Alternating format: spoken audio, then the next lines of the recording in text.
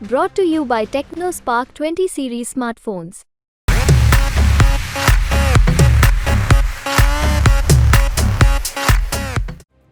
सीधी लोकसभा क्षेत्र में इस बार मुकाबला काफी दिलचस्प हो गया है। बीजेपी ने यहां से राजेश मिश्रा को टिकट दिया है, जिसकी वजह से बीजेपी के राज्यसभा सांसद अजय प्रताप सिंह ने बगावत करते हुए गोंडवाना गणतंत्र पार्टी का दामन थाम लिया और उन्होंने सीधी लोकसभा क्षेत्र से अपना पर्चा भी दाखिल कर दिया। एमपी तक ने जब अजय प्रताप से पूछा कि आखिर पार्टी क्यों छोड़ी, तो अजय प्रताप सिंह केंद्र सरकार के विकास कार्यों की पोल खोलने लगे। और अपने ही दल में अपने ही कार्यकर्ता अपने आप को ठगा हुआ महसूस कर रहे हैं। जब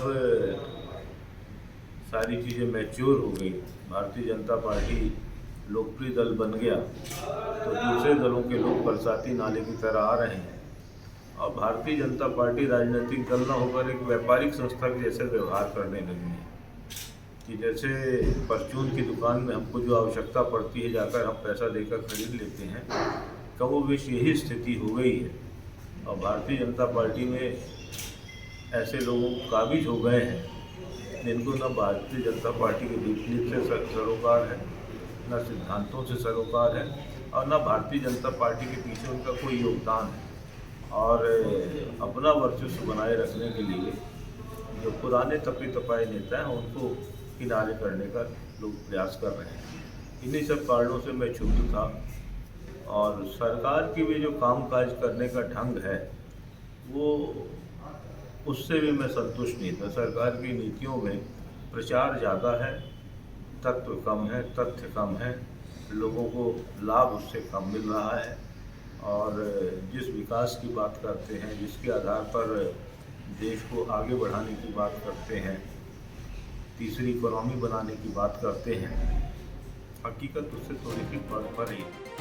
अजय प्रताप सिंह यही नहीं रुके, उन्होंने सीधे के विकास को लेकर भी बीजेपी सरकार के दावे की धज्जियां उड़ा दी और चैलेंज कर दिया कि अगर उनकी बातों को कोई झूठा साबित कर दे तो वो राजनीति से संन्यास ले लेंगे।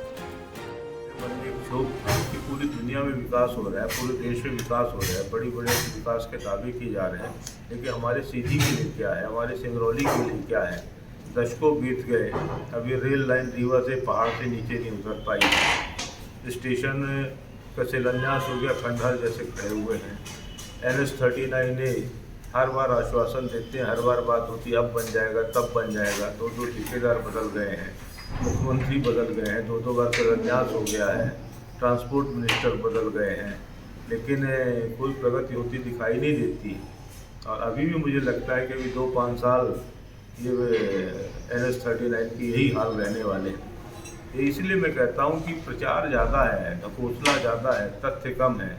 और ऐसे अनेक मुद्दे हैं, प्रचार करते हैं कि हमने 4 करोड़ लोगों को नल से जल दे दिया, प्रधानमंत्री नल जल योजना से। जब 4 करोड़ को पूरे देश में दिया तो 1500 को सीधी में कहीं मिला होगा, किसी पंचायत में आया होगा।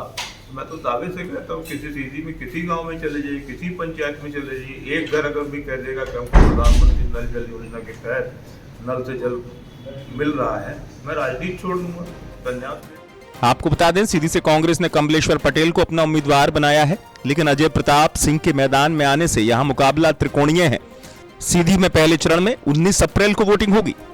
सीधी से हरिओम सिंह की रिपोर्ट, एमपी तक।